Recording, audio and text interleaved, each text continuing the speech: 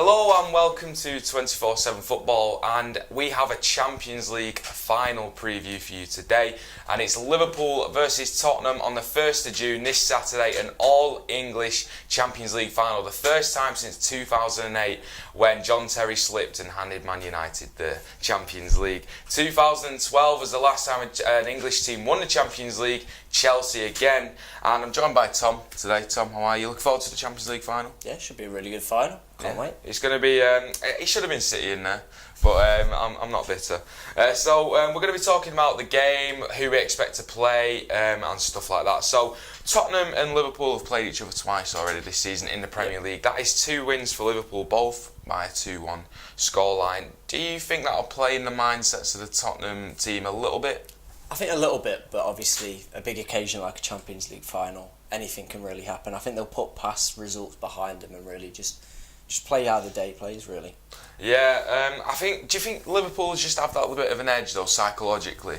Yeah, I feel they've had a really good season, but maybe that's hindered them not winning the league. Obviously, you've got to look at that, the disappointment of playing so well all season just to come second on 97 points. That's going to hinder them. Whereas Spurs, kind of their season was over. I'm sorry, it was just 97 points. A few weeks before the end, obviously they kind of secured Champions League quite easily in the end. So maybe they've had a few weeks to prepare better for it, rather than Liverpool with a little bit of heartbreak at the end there. Yeah, we're going into, obviously, Liverpool maybe on a little bit of a downer, but to be honest, I thought, and for the majority of Liverpool fans I speak to, that getting into the Champions League final after that Barcelona game, they didn't care too much about the league if they win the Champions League. Tottenham, other way around, they've had no money in 2 transfer windows now. They've dragged themselves through. I think they were 10 minutes from going out in Barcelona. Yeah. They were nearly going out in Inter Milan. They beat Borussia Dortmund, which I thought Borussia Dortmund were going to win. A lot of people did as well. Then obviously they played City and did all right. When that Raheem Sterling goal went in, I was screaming my head off. I was giving it to all these Tottenham fans in a pub, and then obviously got given us offside, so I ran out of that. And then obviously Ajax, 96th minute. Doesn't all roads just lead to Tottenham? It's got to be them, hasn't it? Yeah, it's something magical. They've that rode mentality. Yeah, they've rode the luck, and they'll feel they can do it again. Especially if they go behind and just need a late goal, they'll feel we've done it before, we can do it again. Yeah, it's that never say die attitude, like you just said. I think that's something that you need in the Champions League. But one thing that I wanted to say is if whichever team wins it, what's the biggest achievement? Who's achieved the most? Obviously, look at Liverpool, Barcelona 3-0 down. Bloody hell. Yeah. How they did that, I have no idea. And Tottenham's come back. Tottenham spent no money. Liverpool obviously have got a great squad. They want the Champions League, but who's it bigger for? I feel it'd be a massive achievement for Liverpool. Obviously, reaching the Champions League final last year was a brilliant achievement, and then to go again and to get into the same position, have a great season in the league. The Barcelona game there, like you mentioned, was just magical. Yeah. Never seen before, and probably won't be seen for quite a while. I couldn't believe it. So for them, it'd be a massive thing. Another Champions League. What would that be? The sixth European title. Yeah. So it'd be another one for the trophy cabinet, another one to rub over City. No, I don't think they care about City, to be honest, mate. But we've got 4 Premier Leagues, so it doesn't really matter, does it? But moving on to, obviously, we're going to talk about the mentality thing a little bit further on about Liverpool and finals and stuff like that. But we'll talk about the team. So Liverpool, the only injury concern they have is Naby Keita will be out. Do you think he'll be a big miss, or do you think they've got plenty of others who can fill that gap? I think it's one area they are lucky and fortunate to have quite a lot of depth. Obviously, midfield they've got plenty of players. If you were going to have an injured player, would you want it in the midfield? Yeah. There's plenty of other options. Obviously, Wijnaldum, Milner, Henderson. There's plenty of other options there for them to use. If it was, say, someone like Salah or Firmino, then maybe he'd be a little bit more concerned. But I don't think he'll be a big miss. So it looks like they're going to have all the front three raring and ready to go. Mane, Salah, Firmino. Come on. Is that the best front three in world football? Maybe not. I feel maybe Firmino's not had the best season this year. He's been injured. I think he's a great player. For me, his work off the ball as well is unreal. But that's a seriously good front three. How do Tottenham counter that? I think they've got their own good three, really. Obviously in Son, Moura, they're on ALK either way. I feel they've got their own qualities as well. Defensively, they seem to be quite good. Lloris, I know, has had a bit of a dodgy season. Shocking. Yeah. Shocking. But hopefully he can pull one back in the final. But I don't know. I don't know how Tottenham are really going to deal with it, to be honest. They always seem like a team who I'm never quite sure how they're going to set up or how they're going to tactically play. Or I think that's anything like that. Pochettino as well, isn't it? Yeah. He's very tactically aware. Yeah. Do you think he'll have a plan for those? Definitely, he should do. Especially looking at the 2-1 defeats both times, he'll use that. See how we can defeat Liverpool. Yeah, definitely. One player that's very much different to the last Champions League final is Alisson. In that we all know about Karius and what he did in that Champions League final.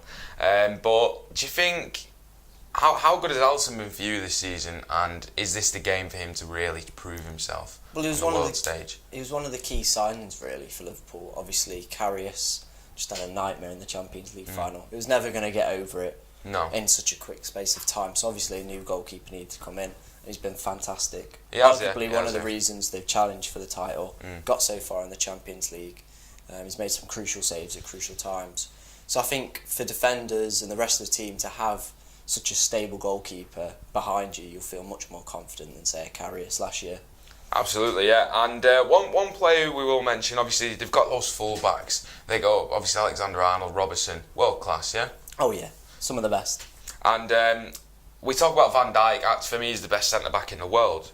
But on the other side, Matip, he's really stepped up this season. Oh, to yeah, be fair, definitely. with those dangly arms. Yeah, I'm going to say Matip's kind of gone under the radar a little bit this season. I think he's stepped up, like you mentioned there, and just become a really good number 2. Obviously, they had Joe Gomez playing alongside Van Dijk. When Joe Gomez got injured, there was a little bit of worry. Would Matip or Lovren be good enough? And Matip's Lovren. Lovren. But no, Matip's been really good this season. So hopefully he can have another good game. Maybe win Liverpool the Champions League. Imagine, yeah, get him a statue, get Matip outside Anfield. So, we've got to move on to Jurgen Klopp. Mentality type of thing, they lost the last Champions League final, maybe that's in the back of their minds. Jurgen Klopp's lost his last 6 finals, 3 of those with Liverpool. That's got to play in the minds. Yeah, I'm going to say that would be something that won't be going round the dressing room, but subconsciously they'll be thinking... Elephant in the room, yeah. We've been there before and we've lost it. But I feel this time it feels a little bit different, Spurs aren't, say, a Real Madrid. They're not one of the top teams in the world. They're going into it as favourites this time, Yeah. Whereas other games they've gone in as underdogs. So hopefully for Jurgen Klopp's sake, he can turn it round in a big game. What do you think he'll do if they lose another final? I have no idea, to be honest. I think the Jägermeister comes out. I think he goes. I think he's just getting on it. If they lose, he's getting on it if they win as well. Let's be honest. But yeah, it's a mentality sort of thing. A lot of that team played in that Champions League final last season as well. Obviously, they'll know the lows if it's not quite going their way, and they know what's coming. The backlash, the aftermath. The heads could dip. The heads could dip, but I just think Tottenham need to play on that. Yeah, I think that's a great point there. Obviously, like you mentioned, they've been there before. Heads might dip, but obviously with the Barcelona game, going into that second leg, you'd think most players would think, it's done. Yeah. But obviously to come back the way they did, same with Spurs. If Spurs go down in the game, you feel the previous experiences they've had of going behind in games will just give them that morale boost that we can do it, we can be it. Yeah, absolutely. Moving on to Tottenham, no real injury concerns. Harry Winks is out. Harry Kane, back in contention. He's declared himself 100% fit. Are Spurs better without Kane? Because the stats do seem to lend themselves to that argument. They've got higher win percentage and points gained in the games without Kane, both Champions League and Premier League. What does that tell you? Yeah, it suggests maybe they play a better style of football without Kane. Obviously, it gives Son and Moura a much more free, expressive role, whereas when they're playing with Kane, it's a little bit more... they kind of got to play with him. Obviously, he's not the most technically mobile outside the box player. Sometimes you wonder, you look at him and you think, how are you getting this many goals, mate? But I mean, to have a player of that calibre, talked about, does he fit? It's just such a sometimes he runs about like Boris Johnson, just outside the box. But I feel like for me, some people are quick to forget what Kane has done and how many goals he scored. I don't think they play better.